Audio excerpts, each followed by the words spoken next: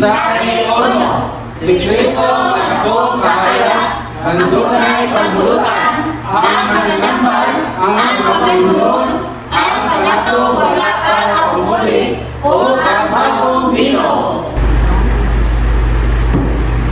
Si Kristo ang dakong kahayag nga naghayag sa mga taong naglingkod sa kangitngit. Amen. O misubang sa mga naglingkod sa dapit o sa lando sa kamatayon. Amen. Si Kristo ang dunay pagbulutan. Amen. Nag-ingon si Ginoong Hesus sa Mateo 28:18. Amen. Ihatag kanako ang tanang pagbulutan sa langit o sa yuta. Amen. Si Kristo ang mananambal. Amen. Sa pagtawag niya sa mga tao aron musunod niya alang sa gingharian. Amen. Nangalagad si Ginoong Hesus nga hari sa langitnong gingharian ingog mananambal. Amen. Si Kristo ang pamanunon nato. Amen. Giayo una sa harianong manluluwas ang iyang mga magsusunod. Amen. Unya gihimo silang iyang mga higala. Amen. Sa kaulaihan gihimo niya silang iyang pangasaunon. Amen. Si Kristo ang panaptong wala pa kaumuli. Amen. Ug ang bagong biste nato. Amen. Si Kristo ang bagong bino nato. Amen. Nga isulod sa prisko mga sudanang pani. Amen. Amen. Amen.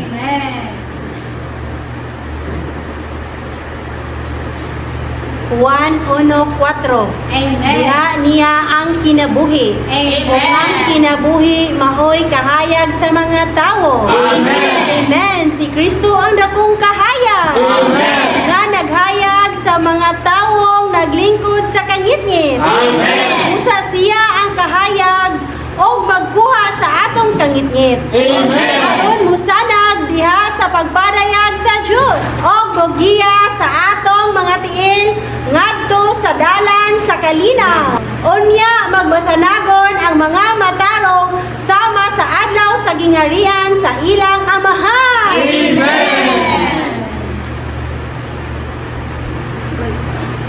Mateo 8:9. Amen. Tao sab ko nga napailalom sa pagbulutan. Amen. Isip Diyos tawo. Amen. Focus gyud si Ginoong Hesus na napailalom sa Diyos nung kinabuhi sa amahan. Amen. Tawo siya na nagpailalom sa pagbulutan sa amahan. Amen. Usa siya duna po'y pagbulutan. Amen. Kung kita nagpailalom sa pagbulutan sa atong amahan, ang atong pagkinabuhi ug ang atong pagpangalagad dunay pagbulutan. Amen. Salamat sa Ginoo sa iyang pagpangalagad, ingon nga hari sa langitnong gingharian, ingon nga mananambal. Amen. Sa Mateo 19, versikulo 19 ngadto sa 13, yani ang Ginoo ingon nga mananambal. Amen. Aron sa pagluwas o sa pag-ayo pagpahuli nato aron siya maumo sa atong sulod. Amen. O paestablisan ang iyang langitnong gingharian. Amen. Ang atong Ginoo giayo niya ang atong espiritu ug kalang. Amen. Masinatian nato si Kristo sa iyang pagkalangsang. Amen. O magkinabuhita sa kinabuhi sa pagkalangsang. Amen. O ang gahom sa pagkabanaw mo'y mag-ayo nato mga igsoon. Amen. Hallelujah. Amen. Praise the Lord, mga igsoon! Si Kristo ang atong pamanunon. Kuptan yun nato siya, mga igsoon. Dili lang mananambal siya aron maulian ang atong kinabuhi. Pamanunon sab nato siya, mga igsoon. Aron makapahimulos ta ingon nga kinabuhi sa iyang presensya. Salamat sa Espiritu, mga igsoon. Kamaoy nagpatahom nato sa kinabuhi ni Kristo. Aron pangasaonon ta niya.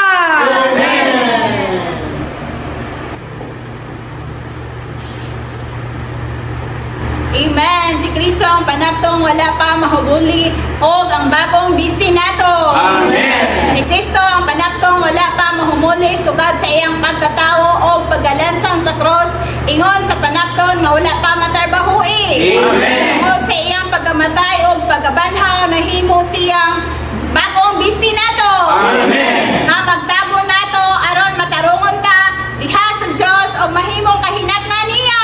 Amen.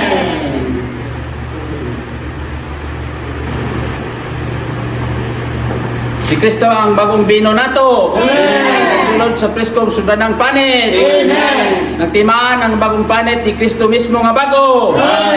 Nga na makalipay nga kinabuhi nga kusog ug nagligo nato mga igsoon.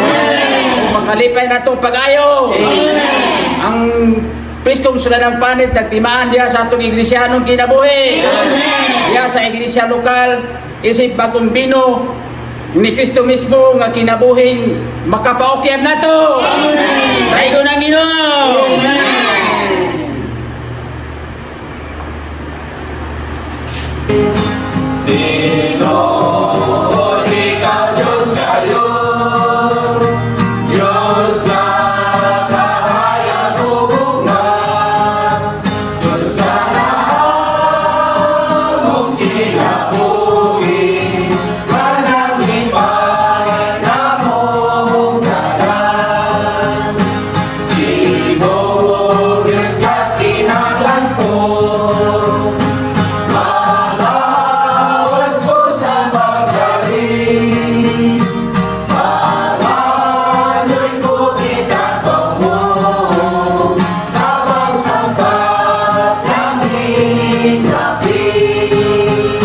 Mensahe Dios, si Kristo nga dunay binuhatan nga gibutan sa langit, ang atong magbalantay, ang atong mahulay o ang magsasabot.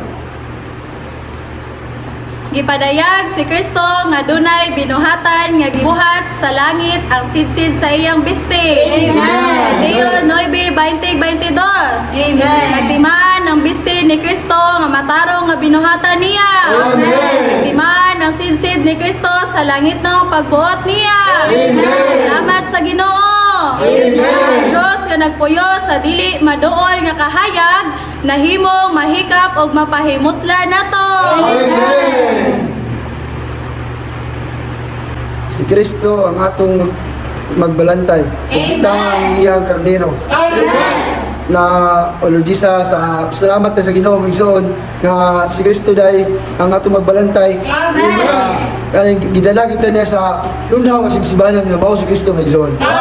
Siya po dai ang pahulay migsoon. Ug natay kabugaton sa atong sulod or kakapoy migsoon muduol kita diya kay siya man ang pahulay. O Lord Jesus. Amen. Salamat sa Ginoo. Amen. Jesus ang atong pahulay. Amen. Ikaw Mateo 11:28. Amen.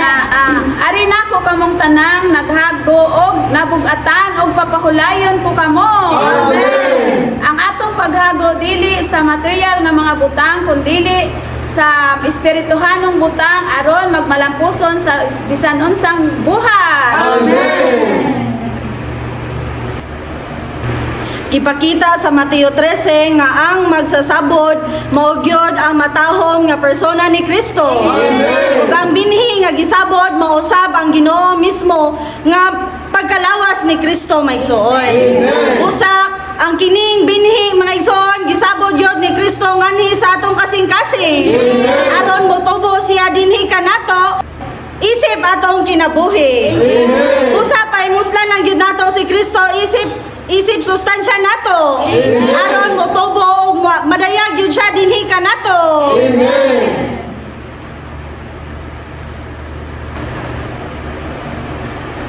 Amen. Praise the Lord, mga igsoon. Amen. Sa mensahe uno, si Kristo nga dakong kahayag. Ang dunay pagbulutan, ang mananambal, ang pamanunon, o ang palaptong wala kahumuli.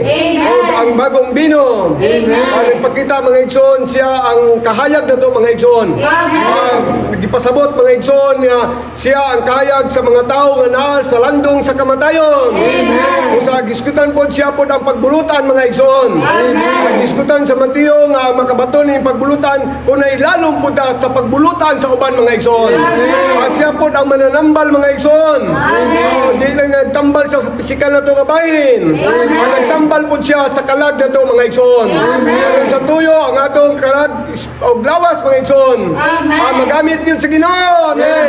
Siya sad ang atong pamanunon. Ang diskutan dito gisugo sa Dios Amahan. Ang Espiritu aron magpatahom nato. Aron maandam ta siya nga pangasaunon alang sa atong pamanunon. Siya sa ang panaptong wala kahumuli. Pasabot nga kinahanglan moagi sa kahikayan mga igsoon. Pagkatao pagkabanaw mga igsoon. Aron sa tuyo mahimo siya natong biste. Siya sa ang bagong bino mga igsoon. Ano pasabot ang bagong bino nga sunod sa bagong biste mga igsoon. Ay sunod siya sa iglesia. Aron mahimo siya natong kalipay. Mahimo siya natong katagbawan mga igsoon.